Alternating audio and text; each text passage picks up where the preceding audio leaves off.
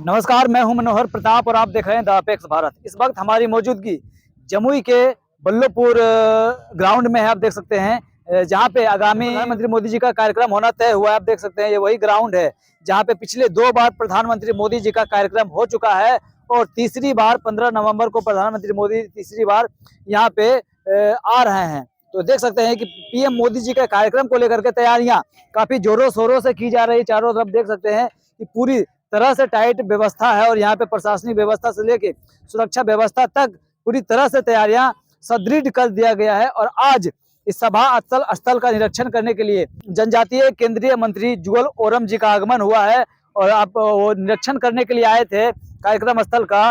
और आप सभी लोगों को पता है कि प्रधानमंत्री मोदी जी का कार्यक्रम होना तय हुआ, इसको लेकर के तैयारियां काफी जोरों शोरों से की जा रही है। आप देख सकते हैं पूरी तरह से सुरक्षा व्यवस्था को टाइट कर दिया गया है और पूरी तरह से कार्यक्रम को सफल बनाने के लिए पूरी तरह से व्यवस्था की जा रही है। तो केंद्रीय मंत्री जुगल ओरम जी प्रेस कॉन्फ्रेंस भी रखे थे आज और प्रेस कॉन्फ्रेंस के माध्यम से केंद्रीय मंत्री जी क्या कुछ कहते हैं आइए आपको सुनाता हूँ। प्रधानमंत्री का कार्यक्रम तो तय हो गया, अब यहाँ पे क्या क्या कार्यक्रम क्या होना है? यहाँ आपका एक तो एग्जीबिशन होगा। उसके बाद ऐसा देखिए कार्यक्रम पूरा फाइनल हुआ नहीं है तो इसलिए ज़्यादा मैं नहीं बोल सकता हूँ, ब्रॉडली खाली बता सकता हूँ। प्रधानमंत्री जी उतरने के बाद प्रदर्शनी थोड़ा दिखेंगे, आगे एग्जीबिशन जो लगा हुआ है और हम लोग पहले से जो काम किया है उसके बारे में दिखाएंगे और इसके बाद कुछ इंटरेक्शन होगा और फिर स्टेज में होगा प्रोग्राम। और स्टेज में अभी तक का जो एक टाइप का टेंटेटिव जो फाइनल होने जा रहा है, पीएम साहब रहेंगे, ऑनरेबल गवर्नर रहेंगे, सीएम साहब रहेंगे, हमारे इस प्रदेश का तीनों मंत्री गिरिराज सिंह, आपका चिराग पासवान जी और लालन सिंह नहीं रह पा रहे हैं, नित्यानंद है नहीं भूल रहा हूँ, अरुण भारती हमारा यहाँ का जीतन राम मांझी जी, ये तीनों रहेंगे।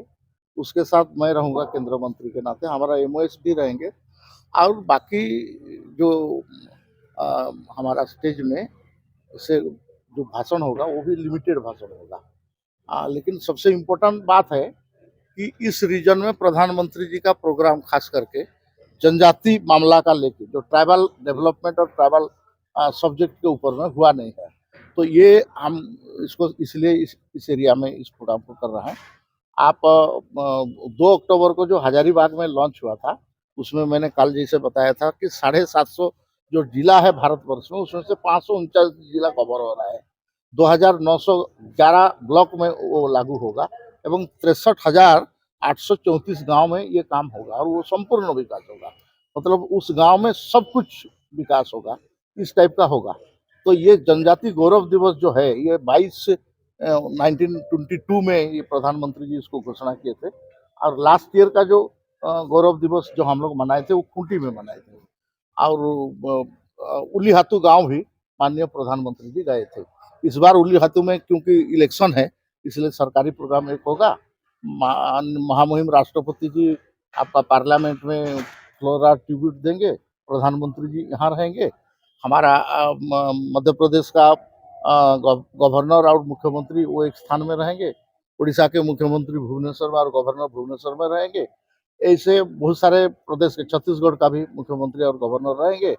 ऐसा करके आपका 27 प्रदेश जो है देश का ये सब में ये स्टेट लेवल का भी होगा और आपका 500 से ज़्यादा स्थान में डिस्ट्रिक्ट लेवल का प्रोग्राम होगा।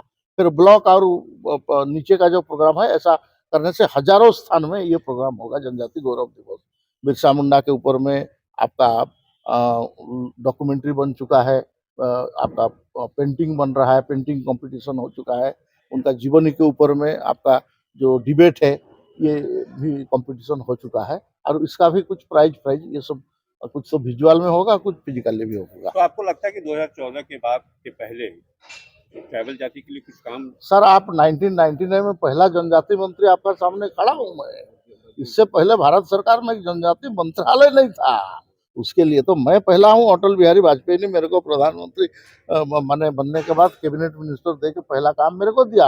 800 करोड़ रुपया 8,000 करोड़ रुपया में से मंत्रालय स्टार्ट हुआ आज इस साल का बजट स्पेंडिंग भारत सरकार का होगा 3,50,000 करोड़ रुपया ट्रैवल के लिए। आप तो सोच सकते हो उसमें, तो इसमें 17 मंत्रालय कन्वर्ज करेंगे। जैसे मैंने बताया कल, आरडी मिनिस्ट्री 2 काम करेगा। एक है प्रधानमंत्री आवास योजना 20 लाख करेगा और 25,000 किलोमीटर का रोड करेगा। जितना गांव इलेक्ट्रीफाइड नहीं है उसको हम कंप्लीट करेंगे।